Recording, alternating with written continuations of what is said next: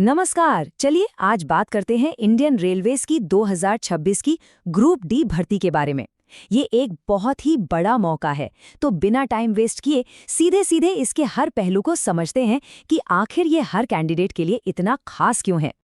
सबसे पहले तो इस मौके का साइज देखिए। एक हालिया अपडेट के हिसाब से वैकेंसीज बढ़ के हो गई हैं 22,195। सोचकर देखिए, ये सिर्फ एक रिक्रूटमेंट ड्राइव नहीं है, ये हजारों लोगों के लिए अपना करियर पूरी तरह से बदलने का एक सुनहरा मौका है। और बात सिर्फ जॉब्स की गिनती की नहीं है।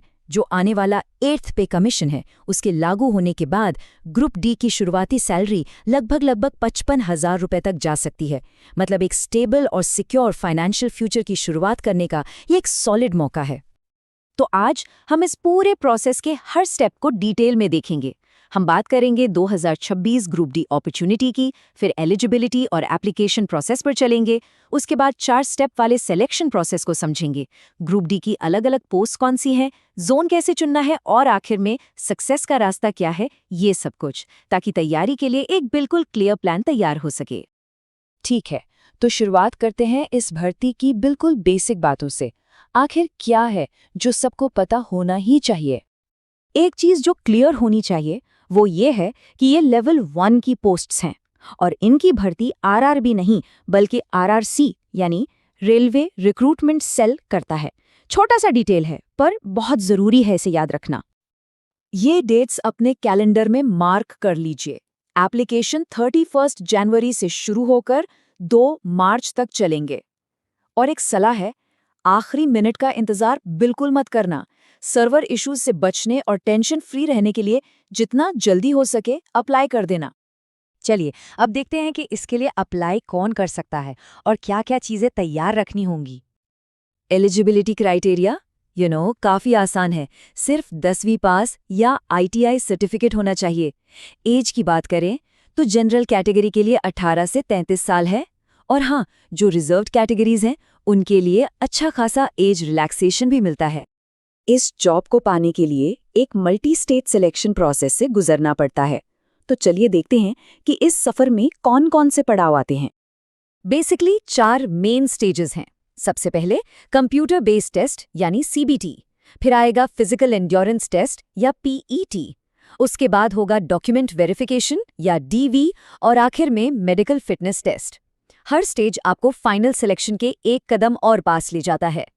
और यहाँ आती है सबसे ज़रूरी बात, जो फाइनल मेरिट लिस्ट बनती है वो सिर्फ और सिर्फ कंप्यूटर बेस्ड टेस्ट यानी सीबीटी के स्कोर पर बनती है। बाकी सारे स्टेजेस जैसे फिजिकल टेस्ट वो सिर्फ क्वालिफाइंग हैं, मतलब उन्हें बस पास करना है। इसलिए पूरा फोकस सीबीटी पर ही होना चाहिए। यही गेम चेंजर है। तो आइए सीबीटी के एग्जाम पैटर्न को समझते हैं। देखिए, 100 सवाल होंगे और टाइम मिलेगा 90 मिनट। साफ दिख रहा है कि रीजनिंग का वेटेज सबसे ज्यादा है, तो इस पर तो खास ध्यान देना ही होगा। और याद रखिए, 1/3 की नेगेटिव मार्किंग भी है। इसका मतलब साफ है, एक्यूरेसी और स्पीड के बीच एक बैलेंस बनाना पड़ेगा। यह सिर्फ इस बारे में नहीं है कि क्या आंसर करना है, बल्कि इस बारे में भी है कि कौन सा सवाल छोड़ना है। एक बार सीबीटी क्लियर हो गया तो अगला पड़ाव है फिजिकल एंड्योरेंस टेस्ट। जैसा मैंने कहा, यह सिर्फ क्वालिफाइंग है, नंबर नहीं जुड़ते, लेकिन इसको हल्के में नहीं ले सकते। इसके लिए तैयार रहना पड़ेगा। मेल और फीमेल कैंडिडेट्स के लिए स्टैंडर्ड्स अलग अलग हैं, तो मेक श्योर कि आपको अपने लिए क्या रिक्वायरमेंट्स हैं वो पता हो। ठीक है, अब थोड़ा सा आगे बढ़ते हैं और बात करते हैं उन अलग अलग पोस्ट्स की जो ग्रुप डी के अंडर आती हैं। ये जानना बहुत ज़रूरी है ताकि फॉर्म भरते वक्त अपनी प्रेफरेंस अक्लमंदी से चुन सकें। तो ये कुछ मेन पोस्ट्स हैं। जैसे ट्रैक मेंटेनर का काम काफ़ी फिजिकल होता है, फील्ड वर्क है। वहीं असिस्टेंट पॉइंट्समैन के लिए A2 मेडिकल स्टैंडर्ड चाहिए, मतलब आंखें एकदम परफेक्ट होनी चाहिए। इसलिए अपनी फिजिकल एबिलिटीज़ और मेडिकल फिटनेस के हिसाब से ही अपनी पोस्ट प्रेफरेंस भरना सही रहता है। खासकर फीमेल कैंडिडेट्स के लिए ये जो प्रेफरेंस ऑर्डर है, ये एक अच्छा स्टार्टिंग पॉइंट हो सकता है। पोस्ट्स जैसे हॉस्पिटल अटेंडेंट एक स्टेबल और प्रिडिक्टेबल वर्किंग एनवायरनमेंट देती हैं, जो काफ़ी लोगों के लिए एक इम्पॉर्टेंट फैक्टर हो सकता है। अब आते हैं एक बहुत ही इम्पॉर्टेंट स्ट्रेटेजिक डिसीजन पर, सही रेलवे जोन चुनना। बिलीव मी, ये एक ऐसा फैसला है जो सिलेक्शन के चांसेस को बना भी सकता है और बिगाड़ भी सकता है। पिछले सालों के कट ऑफ्स को देखें तो कुछ जोन्स को हम डेंजर जोन्स बोल सकते हैं, जहां कंपटीशन बहुत ज्यादा होता है। दूसरी तरफ सिकंदराबाद और चेन्नई जैसे सेफ जोन्स भी हैं, जहां कट ऑफ आमतौर पर थोड़ा नीचे रहता है। इस इंफॉर्मेशन को यूज करना एक स्ट्रेटेजिक एडवांटेज दे सकता है।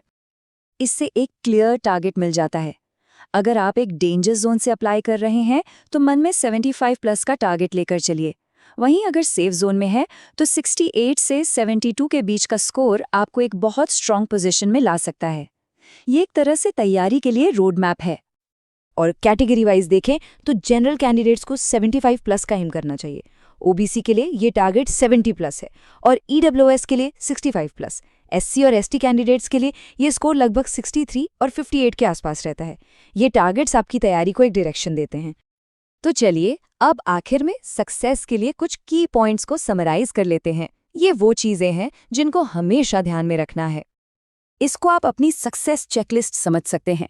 सबसे पहले अप्लाई करने से पहले अपना मेडिकल स्टैंडर्ड जरूर चेक करवा लीजिए। फॉर्म में कोई गलती ना हो, इसका पूरा ध्यान रखें। पढ़ाई में रीजनिंग और जनरल साइंस को प्रायोरिटी दें और हाँ, मैथ्स और रीजनिंग में 100% एक्यूरेसी का एम रखें। यही वो चीज़ है जो भीड़ से अलग करेगी। अल्टीमेटली बात घूम फिर कर वहीं आती है कि मैथ्स, रीजनिंग और साइंस, इन 3 सब्जेक्ट्स में मास्टरी ही सक्सेस का फाउंडेशन है। यही वो एरियाज हैं जहां आप आगे निकल सकते हैं और अपनी सीट पक्की कर सकते हैं। तो देखिए, 22,000 से ज्यादा पोस्ट्स, मौका बहुत बड़ा है। असली सवाल अब ये है कि आपकी स्ट्रैटेजी क्या होगी। एक सही प्लान, डेडिकेशन और कड़ी मेहनत से इस मौके को हकीकत में बदला जा सकता है। अब सोचिए, आपका प्लान क्या होगा?